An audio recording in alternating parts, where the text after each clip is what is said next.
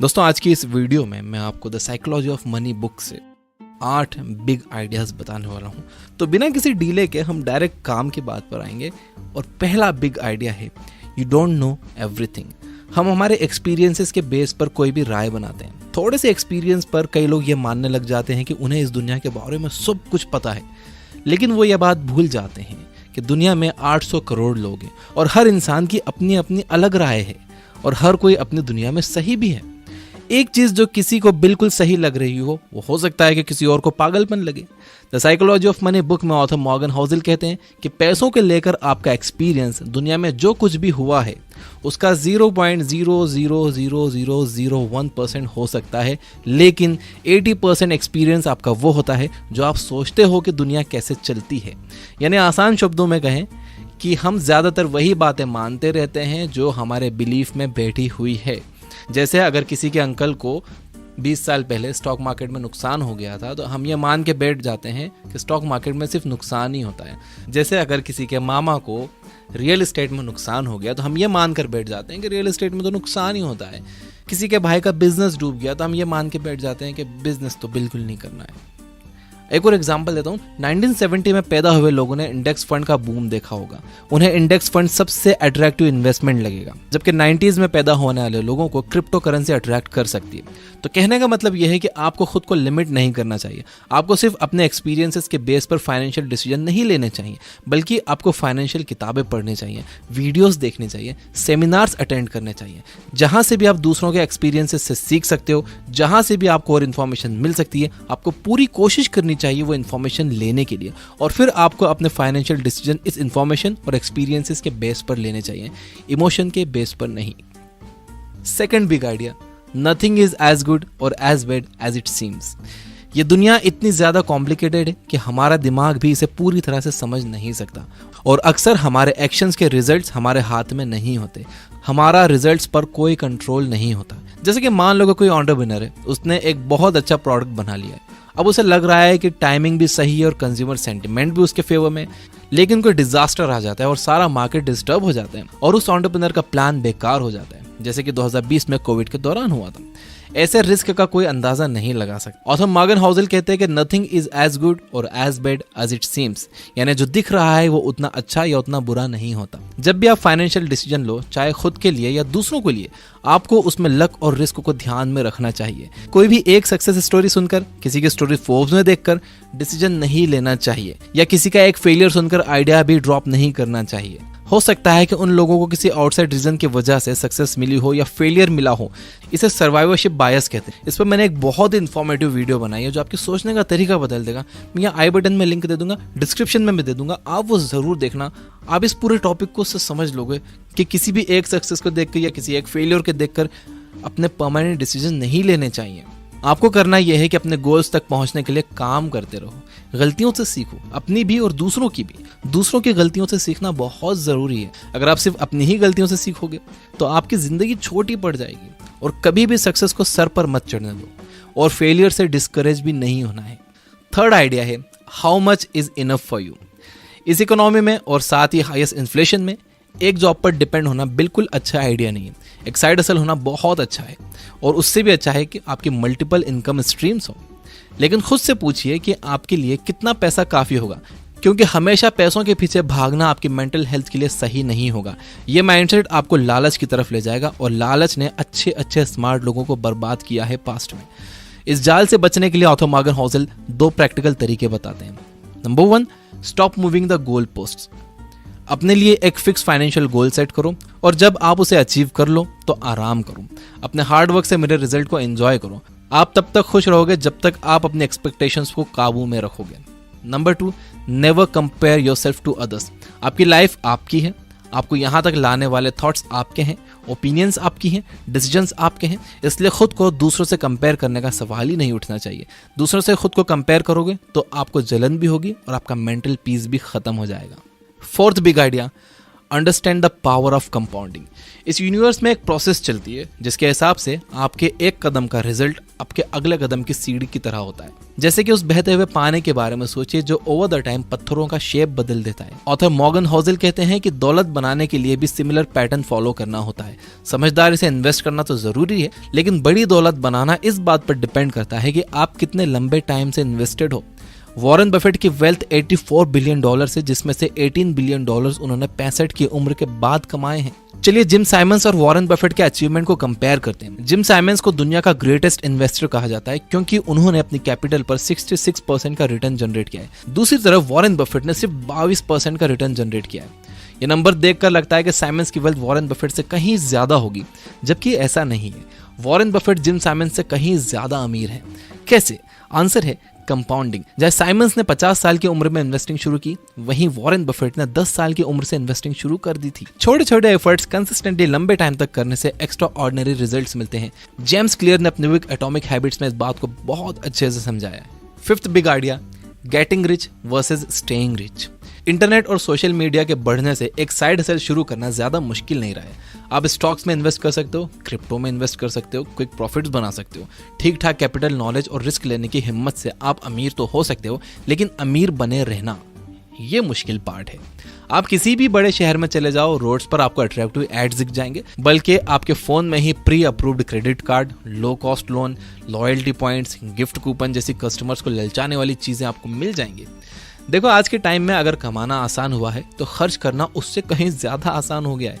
Author कहते हैं कि अपनी दौलत बचाने का तरीका है आप बहुत सोच समझ कर खर्च करो। आपको ये मानकर कभी नहीं चलना चाहिए कि कल जो आपको सक्सेस मिली थी वो आने वाले कल में भी मिलेगी। ज्यादा सेटिस्फाइड नहीं होना है। आपको अपना हर फाइनेंशियल डिसीजन उसी सोच समझ के साथ लेना है, उतनी ही रिसर्च करके लेना है जितना आपने पहला फाइनेंशियल डिसीजन लेते टाइम सोचा था। अगर आप ये वीडियो देख रहे हो तो मैं ये मान सकता हूँ कि आप भी मेरी तरह एक आम इंसान हो जो पूरी कोशिश कर रहा है बेटर फाइनेंशियल डिसीजन लेने की। इस दुनिया का इकोनॉमिक सेटअप कुछ इस तरह का है कि हमारे जैसे आम लोगों के हाथ में ये नहीं होता कि हमारे पैसों के साथ क्या होगा। इन्फ्लेशन जैसे माइक्रो इकोनॉमिक फैक्टर्स डिसाइड करते हैं कि हमारे पैसे की वैल्यू क्या होगी, लेकिन एक चीज जो हम लोग कंट्रोल कर सकते हैं वो है खर्चा। पैसे बचाना एक कला है और पैसा बचता है किफायतशारी से। और यहाँ कंफ्यूज नहीं होना है, किफायतशारी और कंजूसी में बहुत फर्क है। अगर मैं आसान शब्दों में इन दोनों के बीच का फर्क बताऊं तो वो ये है, किफायतशारी का मतलब है पैसा वेस्ट करने की इच्छा का ना होना, कंजूसी का मतलब है कि सिरे से पैसा खर्च करने की ही इच्छा ना होना। अब इसके लिए आपको अपने नीड्स और वांट्स में फर्क समझना बहुत जरूरी है। एक नीड वो है जो जिंदगी जीने के लिए जरूरी है, जो आपके काम के लिए जरूरी है, और वांट वो है कि किसी भी चीज से आप अट्रैक्ट हो रहे हो कि यार ये चाहिए ही मुझे, ये चीज कितनी कूल है, जबकि आपको पता है कि आपको उस चीज की जरूरत नहीं है। तो नीड और वांट में अगर आप फर्क करना सीख गए तो कोई भी चीज खरीदने से पहले आपने अगर उसे नीड और वांट के तराजू पर तोल लिया तो आप पैसे बचा लोगे। Big idea number 6, law of large numbers. Law of large numbers एक एक्सपेरिमेंट को कई बार रिपीट करने से मिले रिजल्ट्स को प्रिडिक्ट करता है। यानी अगर आप एक एक्सपेरिमेंट बार बार करोगे तो आपके सक्सेसफुल होने के चांसेस भी बढ़ जाएंगे। एज एन एंटरप्रेन्योर आप अपने काम में भी law of large numbers apply कर सकते हो। 10x बड़ा सोचो, 10x ज्यादा मेहनत करो। मैसिव एक्शंस ही आपको मैसिव रिवॉर्ड्स दिलाते हैं। अगर आपके गोल्स 10 गुना बड़े हुए और आप उन्हें पूरी तरह से अचीव भी नहीं कर पाए तो भी आप जीत जाओगे। ये बात कही है ग्रांट कार्डोन ने अपनी बुक द 10x रूल्स में। Law of large numbers investment में डाइवर्सिफिकेशन के साथ भी परफेक्टली काम करता है। अगर आपका लार्ज पोर्टफोलियो है तो आप किसी एक स्टॉक पर डिपेंड नहीं रहोगे, उसमें भी आपके जीतने के चांसेस बढ़ जाएंगे, बशर्ते कि आपके पोर्टफोलियो में ठीक ठाक नंबर्स में कंपनियां अच्छा परफॉर्म कर रही हैं। ऑथर कहते हैं कि आप हाफ ऑफ द टाइम गलत हो सकते हो, फिर भी अच्छा रिटर्न बना सकते हो। यही बात मेरे साथ इन्वेस्टमेंट में सच हुई है। मेरे स्टॉक पोर्टफोलियो में 14 स्टॉक्स हैं, जिनमें से 7 लॉस में चल रहे हैं, और जो बाकी के 7 हैं जो प्रॉफिट में चल रहे हैं, उन्होंने मेरे ओवरऑल इन्वेस्टमेंट का, मेरे ओवरऑल कैपिटल का 40% रिटर्न दिया है। एंड 40% रिटर्न बहुत बड़ी चीज है। तो आपको पैसा कमाने के लिए परफेक्ट होने की जरूरत नहीं है। आधा टाइम आप गलत होकर भी अच्छा पैसा कमा सकते हो। Big idea number 7, be time rich. आपको क्या लगता है ज्यादा पैसा कमाने का अल्टीमेट बेनिफिट क्या है? क्या यह फेम है या कुछ भी खरीद सकने की पावर है? ऑथर मॉर्गन हॉजेल कहते हैं कि पैसा का ग्रेटेस्ट डिविडेंड है आपका अपने टाइम पर कंट्रोल होना। कई स्टडीज ने यह बात साबित की है कि जो लोग खुद को खुश मानते हैं उनके पास टाइम की फ्रीडम होती है। वो लोग अपनी मर्जी से कहीं भी आ जा सकते हैं, कोई भी काम कर सकते हैं। वो किसी एक चीज से बंधे हुए नहीं होते कि यहाँ रोज 8 घंटे देना ही है। एंड इसलिए पैसा ज़रूरी है। पैसा होने का मतलब है कि आपके पास लाइफ में ऑप्शंस होंगे। इसका मतलब है कि आपको एक टॉक्सिक वर्क प्लेस में ज़बरदस्ती बैठना नहीं पड़ेगा। इसका मतलब है कि जब आप अच्छा फील नहीं कर रहे तब भी आपको खुद को काम पर जाने के लिए फोर्स नहीं करना पड़ेगा। ऑथर कहते हैं कि हाईएस्ट फॉर्म ऑफ वेल्थ ये एबिलिटी है कि आप रोज सुबह उठकर ये कह सको कि आज मैं जो चाहूँ वो कर सकता हूँ। तो सबसे पहले आपका गोल होना चाहिए एक इमरजेंसी फंड बनाने का, यानी इतना पैसा जमा कर लो कि अगर 6 महीने तक आप कोई भी काम ना करो तब भी आप आसानी से सरवाइव कर सको। जब आपके पास ये फंड तैयार हो जाए उसके बाद आप अपने नेक्स्ट स्टेप के बारे में सोचो। उसके बाद आप सोचो कि आपको जॉब छोड़कर कुछ करना है नहीं करना है, उसके बाद आप रिस्क लो। पहले इमरजेंसी फंड बनाना बहुत ज़रूरी है। अल्टीमेटली आपका गोल आपके अर्निंग को अपनी लाइफ के साथ जोड़ने का होना चाहिए, यानी एक ऐसी लाइफ जिसमें आपका अपने टाइम पर कंट्रोल हो। यानी आपका गोल होना चाहिए इस तरह से पैसा कमाने का कि जिसमें आपका अपने टाइम पर कंट्रोल हो, यानी आपको अपने काम में पूरे टाइम नहीं लगा रहना पड़े, आपको काम करने रोज नहीं जाना पड़े। याद रखिए कि सिर्फ बेशुमार पैसा कमाना काफ़ी नहीं है, आपके पास उसके रिटर्न्स एंजॉय करने के लिए टाइम भी होना चाहिए। बिग आइडिया नंबर 8, ये आइडिया मैंने अपने पर्सनल चैनल पर भी थोड़े दिन पहले बताया था। Luxury is normal. आपने सड़क पर कई बार कोई शानदार स्पोर्ट्स कार देखी होगी। अब जरा आप ये याद करने की कोशिश करो कि उस कार को जो इंसान चला रहा था क्या वो आपको याद है? 99% चांसेस है कि आपको बस अपना एक्साइटमेंट याद होगा कि आप उस कार को देखकर कितने एक्साइटेड हुए थे, लेकिन उस कार को कौन चला रहा था ये आपको बिल्कुल याद नहीं होगा। Luxury items definitely eye catching होते हैं और यही उनका पर्पस भी होता है। ऑथर कहते हैं कि आप अपने लग्जरी आइटम से जितने इंप्रेस होते हो उतना और कोई इंप्रेस नहीं होता। ऑथर कहते हैं कि आपको लगता है कि लोग आपका लग्जरी आइटम देखकर आपसे इंप्रेस हो रहे हैं, जबकि आपसे इंप्रेस कोई नहीं होता। डे टू डे लाइफ में आपको एक कार की ज़रूरत होती है, सिर्फ किस लिए? पॉइंट ए से पॉइंट बी जाने के लिए। एक नॉर्मल कार भी आपको पॉइंट ए से पॉइंट बी ले जाएगी और एक फरारी भी सेम काम करेगी। फ़र्क यह है कि फरारी के लिए बहुत ज़्यादा पैसा लगता है और उसे मेंटेन करने के लिए और भी ज़्यादा पैसा लगता है। सारे स्टेटस सिंबल सेम होते हैं, टेम्पटिंग होते हैं, बट अल्टीमेटली पॉइंटलेस होते हैं। आपको ये बात याद रखना होगी कि लग्जरी आइटम्स एक्चुअल में लाइबिलिटीज़ हैं, एसेट्स नहीं। ये चीज़ें आपकी जेब से पैसा निकालती हैं, डालती नहीं है। ऑथर कहते हैं कि गरीब होने का सबसे आसान तरीका है कि अमीर होने का दिखावा किया जाए। अब इसका मतलब ये बिल्कुल नहीं है कि आपको लग्जरी कार्स बिल्कुल ही नहीं खरीदने चाहिए। रैपर जेजी ने एक बड़ी अच्छी बात कही है कि अगर आप किसी चीज़ को 2 बार नहीं खरीद सकते तो इसका मतलब यह है कि आप उसे अफोर्ड नहीं कर सकते। एक और रूल है the 30 day rule. I don't know ये किसने बनाया। इसके हिसाब से अगर किसी चीज़ को खरीदने के लिए आपका दिल ललचाए तो आपको 30 दिन रुक जाना चाहिए। 30 दिन के बाद भी आपको अगर उसकी ज़रूरत महसूस हो कि यार बिना उसके काम नहीं चलेगा, तो वो चीज़ आपको ले लेनी चाहिए। और ये जितने भी लग्जरी आइटम्स हैं इसको आपने अपनी पैसिव इनकम से लेना चाहिए। आपको अपनी एक्टिव इनकम लगाना चाहिए काम पर, यानी कि आप उन पैसों से आपको और पैसा बनाना चाहिए और जो पैसा उससे बन रहा है आपको उनसे अपने ये खिलौने खरीदने चाहिए। आपको कभी भी अपनी एक्टिव इनकम इन चीज़ों में नहीं लगाना चाहिए और आपको हमेशा ये चीज़ें अपने बिजनेस अकाउंट से खरीदनी चाहिए ताकि आपको इस पर डेप्रिसिएशन मिले। आपका टैक्स बचता है इससे। इन चीज़ों से अमीर अपना टैक्स बचाते हैं। आपको लगता है कि वो दिखावा कर रहे हैं जबकि वो अपना टैक्स बचाते हैं। तो ये थे 8 big ideas from the book the psychology of money. अगर मैं इसे रिपीट करूं तो नंबर 1 है यू डोंट नो एवरीथिंग। आप ये मानकर मत चलो कि आप सब कुछ जानते हो, आप बस वही जानते हो जो आपके बिलीफ में बैठा हुआ है। इसलिए ज़्यादा से ज़्यादा लोगों से सीखो और उनके एक्सपीरियंसेस और अपने एक्सपीरियंसेस, उनकी गलती और अपनी गलती, ये सब ध्यान में रखकर फिर अपने फाइनेंशियल डिसीजन लो। नंबर 2 है nothing is as good as bad as it seems. यानी जो जितना अच्छा दिखता है, जितना बुरा दिखता है वो वैसा होता नहीं है। किसी की एक सक्सेस स्टोरी सुनकर या किसी का फेलियर सुनकर वो काम करने मत लग जाओ या वो आइडिया ड्रॉप मत कर दो। सर्वाइवरशिप बायस को समझो, लिंक डिस्क्रिप्शन में है उस वीडियो का। नंबर 3 है how much is enough for you. देखो ये डिसाइड कर लो कि आपके लिए कितना काफ़ी है। अगर आप बिना गोल बनाए पैसों के पीछे भागे ही जाओगे तो आपके मन में बहुत लालच आ जाएगा। कहते हैं ना लालच की माँ गला कटाती है। नंबर 4 है understand the power of compounding. Compounding के पावर को समझो। देखो ज़्यादा रिटर्न बनाने से ज़्यादा ज़रूरी ये है कि आप कितने लंबे टाइम तक इन्वेस्टेड हो। तो जितनी जल्दी हो सके आपको अपनी इन्वेस्टिंग जर्नी शुरू कर देनी चाहिए। भले ही 500 रुपये से एक SIP आप शुरू कर दो किसी भी एक अच्छे म्यूचुअल फंड में देखभाल के। नंबर 5 था getting rich versus staying rich. बड़ा अच्छा पॉइंट है।